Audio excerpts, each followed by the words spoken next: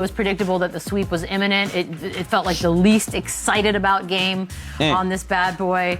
SGA finishes with 35. AJ, 28 points, 4 steals. Mama, there goes that man, Lou. Big time. Gotta love that. Austin Reeves, 27.7 rebounds, 8 turnovers, and LeBron finishes with 24 and 12. But we're gonna have a guest help us out when we talk about this Lakers Thunder situation. Why not bring in Corey Brewer? Look at the shirt. With the Florida shirt. What's up, C, bro? What's up, everybody? How are you doing? I like this background. Is that like a paint? What am I looking at here? Painting?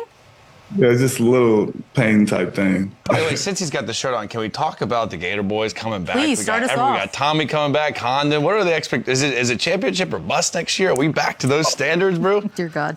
Yeah, it's championship or bust. We got the whole band back together. Tommy ends up coming back. We got to win it next year. By the way, he got a bag, Corey. I can't imagine what you guys would have got Paint back is fire, then, by the way. Beans, you didn't see the paint? No, I love you the always paint. paying attention to everybody's That's background. That's why I asked him. I was like, I couldn't figure out if it was a painting. Oh, it's beautiful. Actually, that's my vibe.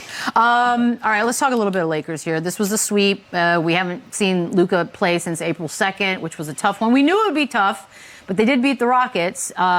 They came up against a juggernaut, if there's any other word for them. Let me ask you this, though. If they had Luka, would they have won a game? Yeah, I think they would have had a chance to have Luka.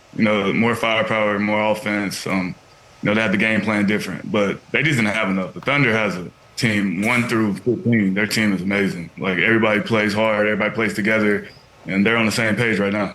I'll tell you this: the only reason I feel for Lakers because when Luka was on that heater, for sure, then their team was whole. They were really, really good. So the fact that obviously they got swept by the Thunder, that's the team everyone knew that they were going to have to go through. Like, this team would have looked a lot different, fully healthy. Now it's easy to say that now, 4-0 sweep, the season's over, but like that's the only part of me that has a little bit of success for this team because there's still at least light at the end of the tunnel. Like, look how good we were when we were full. Like, I agree with you, and I feel like that's why it didn't seem as depressing as but they still got swept at the end of the day, and it's over. Yeah. All right, so let me ask you this then. Do you think it was, I don't know, a win for the organization considering they didn't have Luka? Like, if you're on this team, how are you leaving this season behind? How are you feeling about it? That I need to go get more pieces. Fair. Pieces, if you look at the bench, like, who's coming off the bench in the playoffs? Like, they had no bench presence, really. Like, you got to have a bench in the playoffs. OKC was running 5 guys in at a time, and LeBron's like 42 trying to play 40 minutes. That's tough on him. That's why you need Luka. Yeah, true. Do you think, by the way, these guys get mad at me because I'm like the banker. Like, she always counting the money. Yeah, I'm so. counting money. Take money out of the player. Which, by Jalen the way, Duren doesn't get a max. I literally couldn't care less, but for some reason, that some of these numbers just boggle the mind. And obviously with the Lakers, it's Reeves. He's a 5-year, $241 million extension. If you're in that office, are you doing it? Cheese. 241? Yeah. Ooh, that's tough. I tried to get a deal. I don't know if I can get him 241 because you want to get other pieces around him and Luka if you're going to do that. You can't. If you pay him that max, you can't really add any pieces. And you see what happened in the playoffs. You need other pieces. See, that's my biggest problem, bro, is like, okay, they pay Reeves, they bring LeBron back, Luka's healthy. Are they still going to compete with the Spurs and the Thunder in the West? Like, is that enough? I think they've seen what they can do with this group. So it's like you're paying all these guys to what? To be average? So what does that mean? You don't pay Austin and... Well, somebody's going to, so they have to if they want to keep him. So then you don't sign LeBron? Like, is that where we are? Like, how are we feeling about that plan? Oh, there's going to be some decisions to be made. Like, you got to make a decision right there. Do you pay them both and not have anything again on the bench? Or do you pay one and try to go get some more pieces? Right. So, the LeBron thing's interesting. LeBron makes it really interesting. Yeah. Oh, yeah. Now we talking about the Lakers, but OKC made it look like a cakewalk, and they're rolling in. Brew, I want to ask you, 5 seasons with the Pels as one of the coaches over there. How did y'all game plan for OKC? What are their strengths and their weaknesses? But going into a game, playing against a team like that, what was your game plan trying to minimize and stop those guys?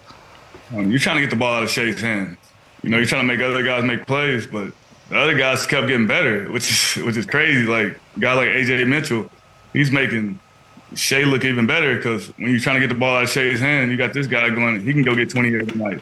And Casey Wallace, he's developing and getting better. Yeah. And you got to love a guy like Caruso. When you got a vet like Caruso on the bench who can come in and just knows his role, like, they just got the right pieces, man. It's hard to game plan for him. And tell him your wild take, Chandler. They have 2 whole teams. Corey, help me out here. Like, I'm watching AJ Mitchell, and obviously his second year. The dude's 23 years old. Like, Is it fool's gold, or is this kid that good? Is it, what have you done for me lately? Like, is this guy a starting point guard in the NBA? Because the production he's had in this series, averaged over 20 points a game in this series. He's been unbelievable. Shea said last night, arguably he was their best player in this series. Like, what do you make of that? Because, like, one guy goes down, they just put in another guy, then they get Jared McCain. Like, it's just like this team is just a factory. But this A.J. Mitchell kid, I'm blown away by.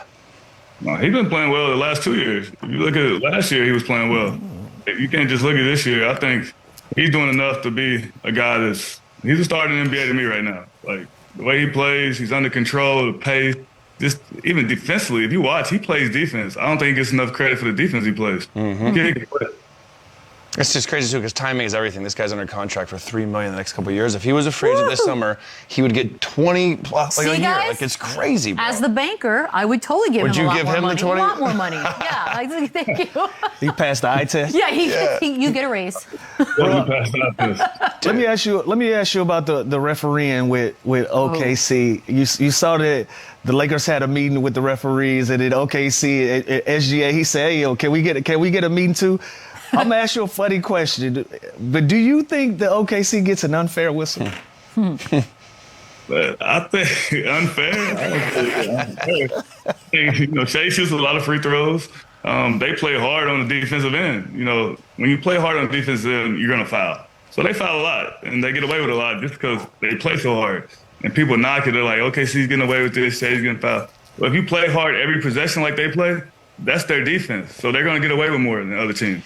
Bro, it is what it is. But they stopped calling some fouls for Shea. If you looked at it in the last couple games of the series, Shea wasn't getting calls he normally gets. Slowing down. They still won. Dude, I think he's led the NBA in free throws 4 years in a row. Well, it's just playoffs. We're going to slow down a little bit on that. Yeah. They're rolling right now, bro. Before they won that last championship, would you think that you were looking down the barrel at a dynasty possibly at this team? I would have never thought that. I thought they were going to be a good team for years to come, but, man, the way they're playing and just – I think Mark's doing a great job over there. The way he's got everybody on the same page.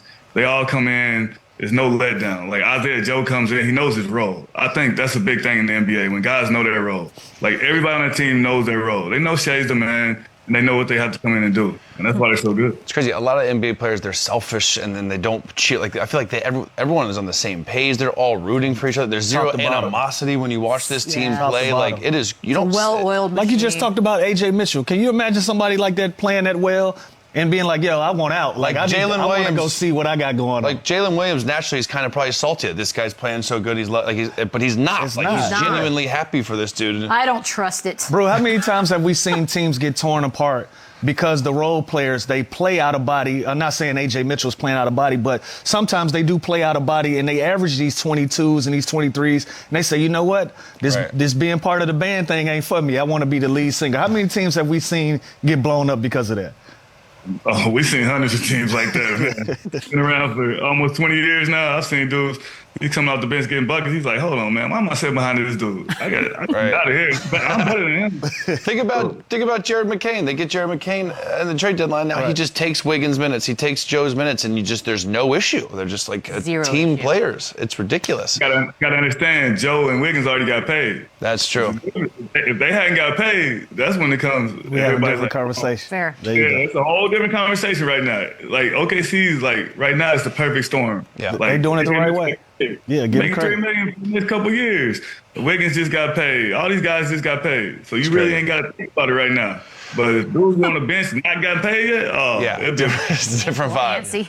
For sure. Nature, man. Bro, also, the Spurs have obviously made a drastic leap there. I feel like the closest thing to the Thunder and their potential.